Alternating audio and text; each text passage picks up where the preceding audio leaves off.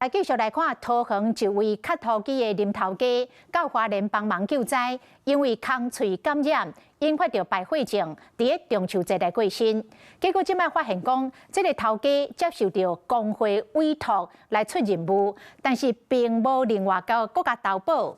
这个桃园市沙石商业农业工会总干事讲，林头家是桃园第一批赶到花莲救灾的人员，因为时间真赶，未付保险，确实是有漏交疏忽的所在。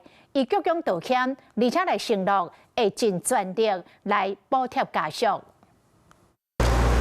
桃园港点行的林老板，伫灾后的第二天，就去花莲光复救灾，也毋过却因为空气感染，引发着败血症，伫昨日过身。也毋过即摆消防发现，一出任务竟然无另外投保。市政府叫我们紧急派嘛，那我们没有这个小型的，我们就协调了下游的，像林先生他们这个工程行的，派了九个怪种过去支援呐。那因为那时候紧急也没有想到这些保险的问题。无另外甲林老板投保，工会鞠躬回谢的。本地应该爱有1000万的意外险，甲1000万特定意外失灵险，也有上至10万块意外失职，也有包括着交通甲食物中毒的不便险。所以因为林老板是会有的协力厂商，是挂掉的，根本就无投保。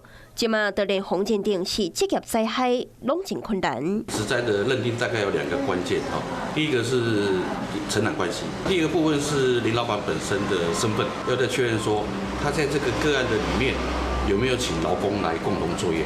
他如果有请劳工来共同作业的话，那可能会被我们在这个身份上认定是雇主的身份，拜托他来支援。他当初听到也很高兴去救援呐，所以当初也没有谈到金钱方面，要给我们请过来。所以他现在做了这么多天，也还没有跟工会请过钱。当初我们是有承诺，你们去所有的工资啊，积蓄什么，我们工会会负责。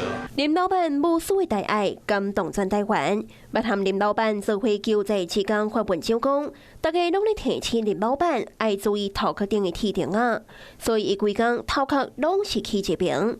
其他人忝嘛就会当休困，也毋过林老板因为操作机械，无人会当替伊手，毋知影伊到底是做偌久，更加无人知影伊脚已经受伤啊。林老板战到最后是光复的英雄。Hello， 我是陈雅玲。想要抢先掌握最及时的新闻资讯吗？赶快订阅、按赞、开启小铃铛，锁定华视新闻 YouTube 频道。